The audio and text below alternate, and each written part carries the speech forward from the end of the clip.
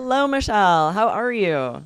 I'm doing well, Aubrey. How are you? Excellent. I have a question to start us out here. Are you a rule follower? Some people are and some aren't. I'm curious. Overall, yes, but I also do sometimes question the rules if I feel that it's just a arbitrary whatever. But overall, yes, I'm a big rule follower. Ooh, and that was the band 9 word, arbitrary. Arbitrary. Yes, so this is something that doesn't seem, there's no rhyme or reason. It doesn't seem that logical. It seems kind of random or nonsensical. A lot of good vocab there for any question about rules or, oh, this is going to be really good. And the reason I asked you is many people have asked us if it is a rule on IELTS to address everything on the IELTS Speaking Part 2 cue card. So a lot of you out there, if you haven't thought this question before, you might now be thinking, oh yeah, I need the answer to this. I haven't thought about that, but I want to know. And we are going to let you know today. Yes, exactly. So, I mean, what kind of question are we talking about here? So this is part 2. These questions begin with describe. And that statement, like describe a friend, describe a typical weekend, whatever it is the most important part of the cue card. And that is what the examiner is listening for, is your answer to that. You have to, whatever you're being told to describe, you have to do that in detail or you'll get a low score. But on the cue card, we also see you should say, followed by bullet points, right? And there's a couple of things. These are not mandatory. These are suggestions that can help you think of what to say. Often you are going to automatically address those bullet points because they're all on topic. It just makes sense that you'll cover those. But the examiner doesn't even read those. They don't care. They are not listening for you to answer those bullet points.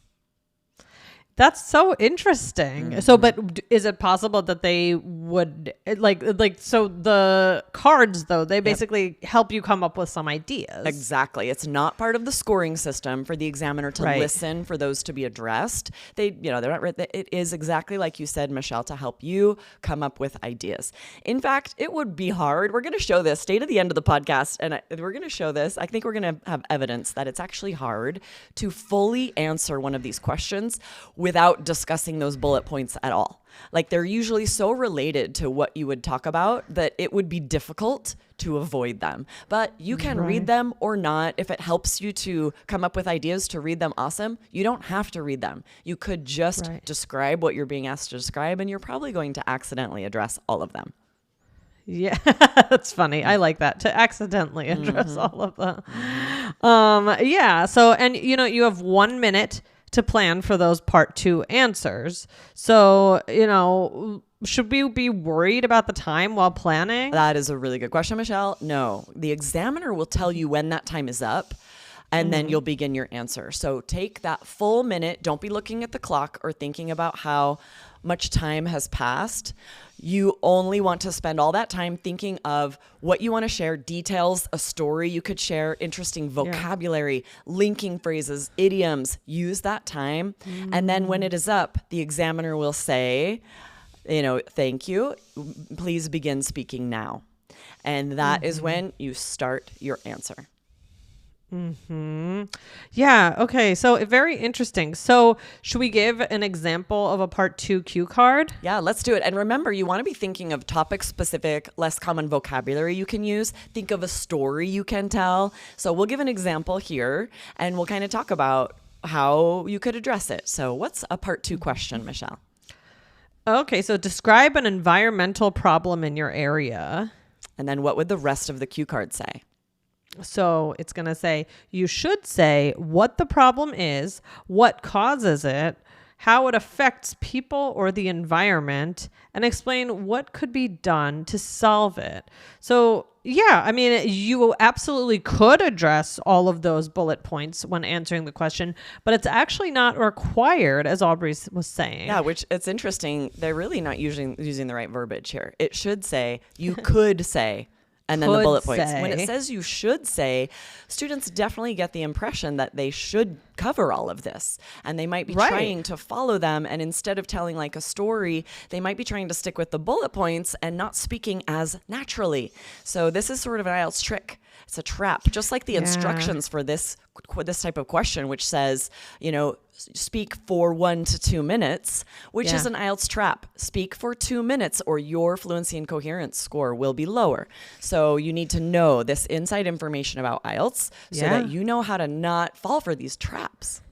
Yeah, definitely. That's so helpful, Aubrey. And guys, before we move on, we want to remind you to hit follow wherever you're listening to the IELTS Energy podcast so you never miss anything, and help us, let us help you get that high score. Absolutely. We have so many great strategies and tips for you to get the band score you need on IELTS. Lots of sample answers, vocabulary, and answering questions like this that you might not have even have thought to ask before. And then you hear an episode and you're like, oh yeah, I need to know this. So be sure to hit follow so you get all these great tips.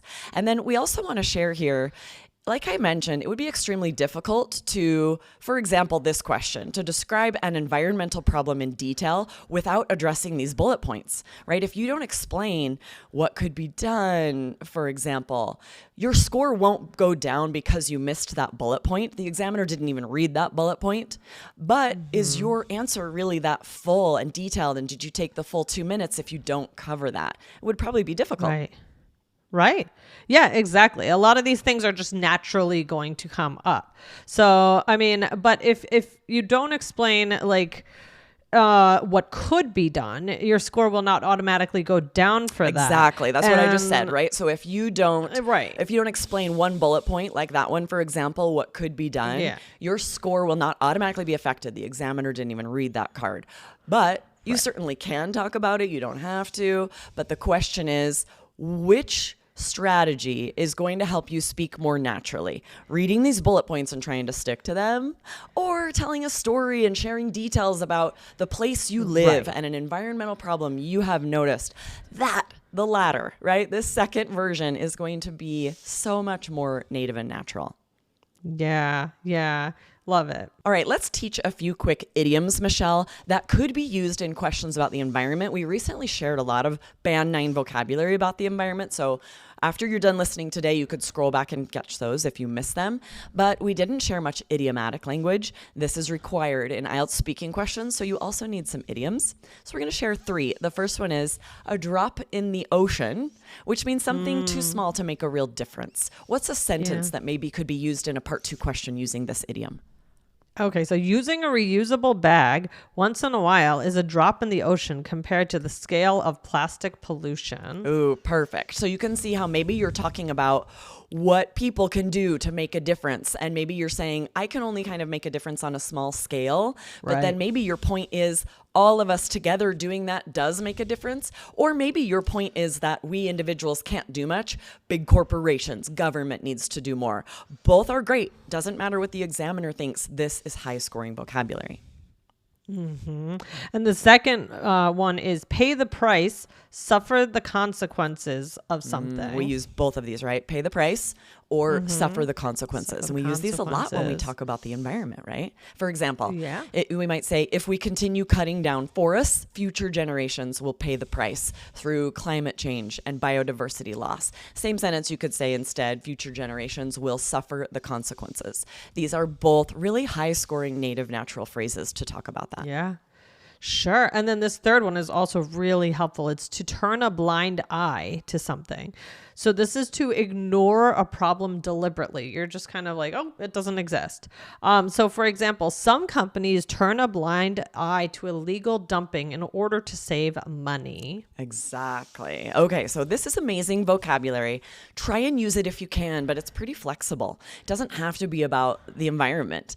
Imagine you're talking about a relationship and you say that you turned a blind eye to some of the red flags, some negative things that you saw, right? These are flexible idioms that you could use on lots of different answers, certainly not just about the environment. This vocabulary is exactly what you need for questions about the environment. Speaking part 2, speaking part 3, we recently shared how often vocabulary questions come up on speaking part 3, and all of these idioms added to the language we already shared, the vocabulary we already shared, will get you that band 9 vocabulary score. Yeah. Yeah, exactly. These are huge. So I'm so glad that we talked about these today. And guys, make sure you hit follow because we are going to have part 2 of this episode coming up.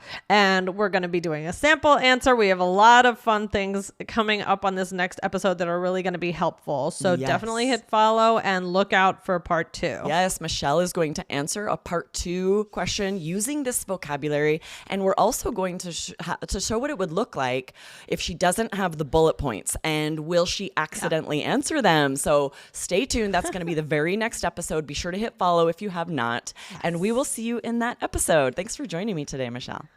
All right, Aubrey. Thank you. Bye, guys. Bye.